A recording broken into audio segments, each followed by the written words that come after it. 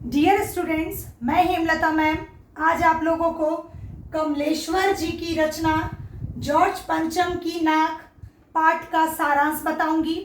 पाठ के सारांश पर आने से पहले हम लोग कमलेश्वर जी के बारे में जानेंगे। कमलेश्वर जी का पूरा नाम कमलेश्वर प्रसाद सक्सेना था। इनका जन्म 1932 ईस्वी में मैनपुरी में हुआ। इनकी मृत्यु 2007 ईस्वी में फरीदाबाद में हुई। इनकी रचनाओं को लें तो कितने पाकिस्तान, डाक बंगला, समुद्र में खोया हुआ आदमी, इसके अतिरिक्त भी बहुत सी रचनाएं हैं। ये सारे इनके उपन्यास हैं। कमलेश्वर जी को साहित्य अकादमी पुरस्कार से भी पुरस्कृत किया गया है। किस रचना पर उन्हें साहित्य अकादमी मिला था? वो रचना थी कितने पाकिस्तान। ये उपन्यास विधा की रचना है और इस विधा पर उन्हें साहित्य अकादमी पुरस्कार 2003 ईस्वी यानी कि 2003 में इनको कितने पाकिस्तान पर साहित्य अकादमी पुरस्कार मिला था। अब हम जॉर्ज पंचम की नाक पर आएंगे। पहले हम जान लें ये पाठ जो है इसकी विधा निबंध है, साथ ही साथ ये व्यंग विधा की रचना है। कमलेश्वर जी ने भारतीयों की गुलामी मानसिकता पर प्रहार करते हुए ये निबंध लिखा है कि आज़ाद होने के बाद भी आज भी भारत के लोग मन से अंग्रेजों के गुलाम हैं। चाटुकारिता की प्रवृत्ति उनमें खत्म नहीं हुई है। वे अपने देश प्रेमियों, देशभक्तों और देशवासियों का सम्मान न करके आज भी अंग्रेजों की चाटुकारिता और उन्हें खुश करने में लगे हुए हैं। अब हम सारांश पे आते हैं। इंग्लैंड की रानी एलिजाबेथ द्वितीय भारत आने वाली रहती हैं, जिसके कारण कहें तो रोज अखबारों में उन्हीं की चर्चा, उन्हीं की खबर। कभी अखबारों में उनकी जन्मपत्री छपी रहती है, तो कभी उनकी पोशाकों का जिक्र रहता है, तो कभी उनके खानसामे, बावर्ची, नौकर, कुत्तों तक की तस्वीर रोज अखबारों में छपती है। कहा जाए तो शंख इंग्लैंड में बजता था, लेकिन उसकी गूंज भारत में आती थी। इसका तात्पर्य क्या होगा? इसका तात्पर्य है कि इंग्लैंड में घटने वाली हर एक घटना का जिक्र भारत में हर रोज अखबारों में छपा करता था। रानी एलिजाबेथ का दर्जी बहुत परेशान था। उसकी परेशानी का कारण भी उचित था, क्योंकि रानी को शाही दौरा करना था और वो भारत, पाकिस्तान और नेपाल 3 देशों का दौरा करने वाली थी। दर्जी की सबसे बड़ी परेशानी थी कि रानी कपड़े कैसे पहनेंगी, कौन सा कपड़ा पहनेंगी। भारत की वेशभूषा, पाकिस्तान की वेशभूषा और नेपाल की वेशभूषा का ज्ञान दर्जी को नहीं था। इसलिए वो इन महाद्वीपों का दौरा करना चाहता था कि उसकी वेशभूषा के बारे में वो जाने और रानी के लिए अच्छा से अच्छा वस्त्र बनाए, ताकि क्या हो, उसकी भी ख्याति बढ़े, उसका भी नाम हो। साथ ही साथ पहले जब कोई यात्रा करता था तो सैनिकों की फौज तैयार होती थी, लेकिन अब फोटोग्राफर की फौज रानी के साथ तैयार होने वाली थी। रानी ने एक रेशमी नीला रंग का वस्त्र खरीदा था, जिसकी कीमत तकरीबन 5,000 रुपये थी। 5,000 रुपये। आप सोच सकते हैं कि उस समय में 5,000 रुपये क्या मायने रखता है। अब लोगों को बार बार यही चिंता सताने लगी कि रानी जो है वो दिल्ली आएंगी, भारत की राजधानी में उतरेंगी और राजधानी का ये दृश्य देखेंगी तो हमारी नाक तो बचेगी नहीं, हमारा सम्मान मिट्टी में मिल जाएगा। देखते ही देखते प्रायः हम क्या देखते हैं कि रास्तों की मरम्मत कराने के लिए, रंगाई पुताई कराने के लिए पहले अनुरोध करना पड़ता है, आवेदन करना पड़ता है, एप्लीकेशन देना पड़ता है, उसके बाद ही ये सारे कार्य शुरू होते हैं। लेकिन हम यहाँ क्या देखते हैं कि किसी ने किसी से कुछ नहीं कहा, किसी ने किसी को कुछ नहीं कहा, लेकिन देखते ही देखते सड़कें जवान हो गई। सड़कें जवान हो गई का मतलब क्या? जो टूटी फूटी सड़कें थी उनका मरम्मत हो गया, सड़कें नई बन गई, सड़कों ने नाजनीनों, नाजनीनों का मतलब होता है नौ युवतियों की भांति श्रृंगार कर लिया। बड़े बड़े इमारतों की रंगाई पुताई हो गई। देखते ही देखते दिल्ली की काया पलट हो गई।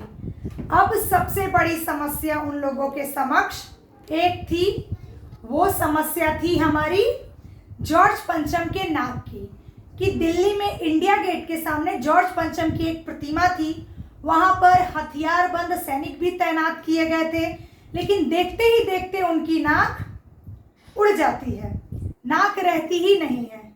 अब लोगों के समक्ष सबसे बड़ी समस्या ये आती है कि रानी भारत आएंगी और देखेंगी कि जॉर्ज पंचम की प्रतिमा पर नाक नहीं है, तो जॉर्ज पंचम की नाक नहीं मतलब कि हमारी नाक नहीं, हमारा सामान मिट्टी में मिल जाएगा। अब इसके लिए क्या किया जाए?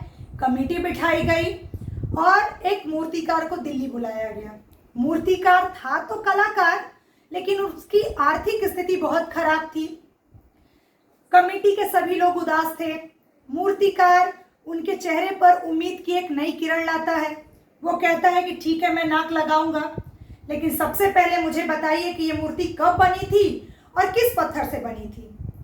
अब पुरातत्व विभाग के सारी फाइलों को खोज डाला गया, निकाल लिया गया, लेकिन अंततः पता यही चलता है कि फाइलें सब कुछ हजम कर चुकी है। यानी फाइलें सब कुछ हजम कर चुकी है का मतलब क्या हुआ? फाइलों से कुछ भी पता नहीं चला कि मूर्ति कब बनी थी और किस पत्थर से बनी थी। फिर कमेटी के लोगों के चेहरे पर उदासी। फिर मूर्तिकार ढाढ़स बजाते हुए कहता है, आप चिंता मत कीजिए, मैं हिंदुस्तान के प्रत्येक पहाड़ों पे जाऊंगा और उस पत्थर को खोज निकालूंगा जिससे जॉर्ज पंचम की मूर्ति बनी थी। लोगों के चेहरे पर हंसी आ जाती है, खुशी आ जाती है। कमेटी का वरिष्ठ सदस्य ये कहता है कि हाँ, भारत में ऐसी कौन सी चीज है जो नहीं मिलेगी। भारत की मिट्टी जो है सब कुछ अपने गर्भ में छिपाए रहती है। वरिष्ठ सदस्य की ये बात तुरंत अखबार में छप जाती है। मूर्तिकार पहाड़ी दौड़ों पर निकलता है। कई दिनों के दौड़ों के बाद वो वापस आता है और कहता है कि वो पत्थर नहीं मिला, क्योंकि जॉर्ज पंचम की प्रतिमा जिस पत्थर से बनी है वो पत्थर विदेशी है। अब क्या किया जाए? उसके बाद वो वरिष्ठ सदस्य, कमेटी का वरिष्ठ सदस्य पुनः कहता है कि जब विलायतों की सारी चीजें हम अपना चुके हैं, रहन सहन, खान पान, वेशभूषा, यहाँ तक कि बॉल डांस अपना चुके हैं, तो फिर ये पत्थर क्यों नहीं मिला? कैसे नहीं मिला? वो मूर्तिकार पर झल्लाता है, गुस्साता है। उसके बाद मूर्तिकार वरिष्ठ सदस्य को एक उपाय सुझाता है और कहता है कि मेरे पास एक उपाय है, परंतु किसी को कानो कान खबर नहीं होनी चाहिए। अब चौकीदार दरवाजा बंद कर देता है। ये बात कही जाती है कि हमारे देश में बहुत से देशभक्तों की प्रतिमा जगह जगह लगी हुई है। उन प्रतिमाओं के नाक का माप लिया जाए और जो जॉर्ज पंचम के नाक पर फिट आए उसे ले आया जाए। कमेटी के सदस्यों के चेहरे पर मुस्कुराहट आती है, वो प्रसन्न होते हैं। आप सोच के देखिए, उन्हें थोड़ी भी शर्मिंदगी नहीं होती है कि जॉर्ज पंचम, जिसने हमारे देश पर अत्याचार किया, देशवासियों को गुलाम बनाया, उस पर अत्याचार किया, उस जॉर्ज पंचम की नाक के लिए अपने देशभक्तों का नाक लेना कहां तक उचित है। लेकिन कमेटी के सदस्य इस बात की अनुमति उन्हें दे देते हैं। अब वो शुरू करते हैं। तो भाई गुजरात में महात्मा गांधी के नाक का माप लेते हैं, फिर उसके बाद उत्तर प्रदेश में जाते हैं, बंगाल में आते हैं तो सुभाष चंद्र बोस जी, राजा राम मोहन राय, अलग अलग प्रांतों में जाते हैं। कहें तो गुजरात गए, बंगाल गए, उत्तर प्रदेश गए, दिल्ली गए, पंजाब गए, सब जगह में स्थापित महापुरुषों की मूर्तियों के नाक का माप लेते हैं और फिर मुंह लटकाए वापस आते हैं और कहते हैं कि माफ कीजिए, उन सब की नाक क्या है, जॉर्ज पंचम की नाक से बड़ी निकली। इसका मतलब क्या हुआ? उन सब की नाक जॉर्ज पंचम की नाक से बड़ा निकलने का मतलब क्या हुआ? उन सब का मान सम्मान, मर्यादा, प्रतिष्ठा जॉर्ज पंचम से कहीं ज्यादा अधिक है। उसके बाद मूर्तिकार पुनः कहता है कि 1942 के आंदोलन में शहीद हुए बच्चों की मूर्तियां भी लगी हुई हैं। हो सके उनकी मूर्तियों के नाक इस पर फिट आ जाए, इसकी भी अनुमति मिलती है। वो जाता है और देखता क्या है कि उन बच्चों की मूर्तियों का नाक भी जॉर्ज पंचम के नाक से बड़ा है, यानी उनका सम्मान भी इनके सम्मान से कहीं ज्यादा है। अब कमेटी के चेहरे पर, कमेटी के सदस्यों के चेहरे पर पुनः उदासी। अब क्या किया जाए? तब मूर्तिकार एक और उपाय सुझाता है कि हमारे देश की आबादी 40 करोड़ है, कहें तो 40 करोड़ की आबादी से एक नाक लगा दी जाए। इस बात पर कमेटी के सभी सदस्य चुप, क्योंकि कहीं ना कहीं उन्हें इस बात का भय था कि उस 40 करोड़ की आबादी में हम भी हैं, उस 40 करोड़ की आबादी में हम भी हैं। जिस पर मूर्तिकार कहता है, आप चिंतित मत होइए, नाक ढूंढने का काम हमारा है, हम नाक ढूंढेंगे, आपको चिंता करने की आवश्यकता नहीं है।